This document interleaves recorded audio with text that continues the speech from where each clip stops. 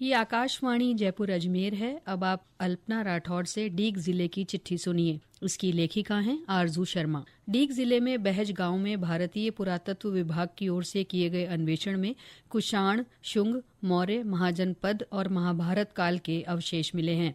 शोधकर्ता पवन सारस्वत ने बताया कि यह पूरे विश्व में पहली साइट है जहां पूरा पाषाण काल से लेकर हाल के समय तक का सांस्कृतिक अनुक्रम मिला है। जिले में खरीफ की फसलों की बुआई के लिए किसान मानसून का बेसब्री से इंतजार कर रहे हैं। मौसम विभाग की ओर से मिली जानकारी के अनुसार आज से प्रदेश भर में प्री मानसून बारिश का दौर शुरू होने की संभावना है। इसको देखते हुए किसानों के चेहरे उम्मीद से खिल गए हैं। जल्द ही पूरे क्षेत्र में खरीफ फसलों की बुवाई की जाएगी। वहीं आगामी मानसून में जल भराव से निपटने के लिए जिला प्रशासन की ओर से बाढ़ नियंत्रण कक्ष बनाया जाएगा। अतिरिक्त जिला कलेक्टर देवी सिंह ने बताया कि इस नियंत्रण कक्ष में वायरलेस सेटअप को कार्यशील रखने तथा नावों, रक्षा पेटियों, रस्सों, मशालों और टॉर्च की व्यवस्था सुनिश्चित करने को कहा गया है। इसके साथ ही खाद्य विभाग को खाद्य सामग्री और चिकित्सा तथा स्वास्थ्य विभाग को पर्याप्त दवाइयों के भंडारण के लिए कहा गया है। इस बीच इन दिनों लोगों को भीषण गर्मी और उमस का सामना करना पड़ रहा है। दिन भर लोग अपने घरों में बंद रहने को मजबूर हैं। सड़कों और बाजारों पर दिन भर कोई हलचल नजर नहीं आ रही है। लू से बचने के लिए लोग सूती कपड़ों और ठंडे पेय पदार्थों का सहारा ले रहे हैं।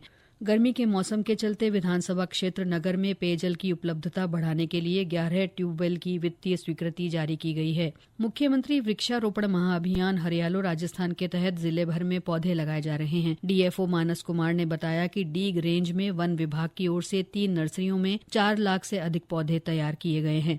नर्सरियों में फलदार, छायादार, फूलदार और सजावटी पौधे तैयार किए गए हैं, जिसमें अर्जुन, शीशम, करंज, नीम, जामुन, आम, नींबू के पौधे शामिल हैं। मानसून के आने के साथ ही 1 जुलाई से इन पौधों की बिक्री शुरू हो जाएगी। जिले के इंद्रौली गांव के रहने वाले प्रगतिशील किसान सवलिया राम मीणा ने प्राकृतिक और औषधीय खेती पर नए आयाम स्थापित किए हैं। वे भारतीय कृषि अनुसंधान पूसा से प्रशिक्षण लेकर उच्च गुणवत्ता वाले गेहूं का उत्पादन कर रहे हैं।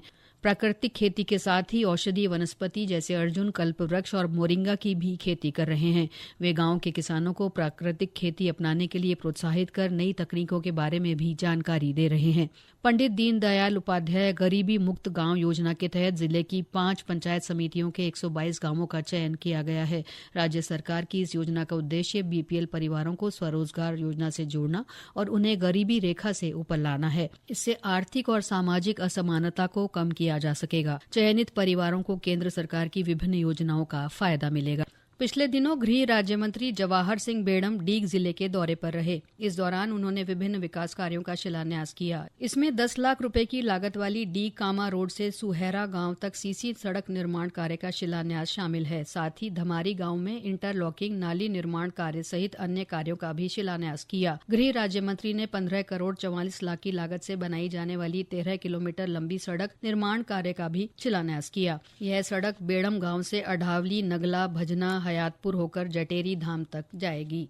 विश्व पर्यावरण दिवस और गंगा दशहरे पर जिले में वंदे गंगा जल संरक्षण जन अभियान शुरू हुआ। 20 जून तक चलने वाले इस अभियान के तहत जिले में जल संचय संरचनाओं का निर्माण, जल स्रोतों की साफ सफाई, परंपरागत जलाशयों का पुनरुद्धार, पर्यावरण और जल संरक्षण गतिविधियां आयोजित की जा रही हैं। 29 मई से 12 जून तक जिले में विकसित कृषि संकल्प अभियान चलाया गया। इस दौरान किसानों को प्राकृतिक खेती सहित विभिन्न कृषि तकनीकों की जानकारी दी गई। इसके साथ ही उन्हें मेघदूत तथा सचेत ऑनलाइन पोर्टल के बारे में भी बताया गया, ताकि किसान इनका उपयोग कर मौसम और प्राकृतिक आपदाओं संबंधी जानकारियों को समय रहते ही जान पाएं। चिकित्सा और स्वास्थ्य विभाग की ओर से विटामिन ए कार्यक्रम चलाया जा रहा है। विटामिन ए की कमी के कारण बच्चों पर पड़ने वाले दुष्प्रभाव को रोकने के लिए यह कार्यक्रम चलाया जा रहा है। 29 जून तक चलने वाले इस कार्यक्रम के तहत आंगनबाड़ी केंद्रों के माध्यम से 9 माह से 5 वर्ष की आयु के सभी बच्चों को विटामिन ए की खुराक पिलाने की तैयारी की जा रही है। साथ ही बच्चों के परिजनों के समय समय पर दवाइयों और टीकाकरण करवाने के लिए भी अपील की जा रही है। इसी के साथ डीग जिले की चिट्ठी समाप्त हुई।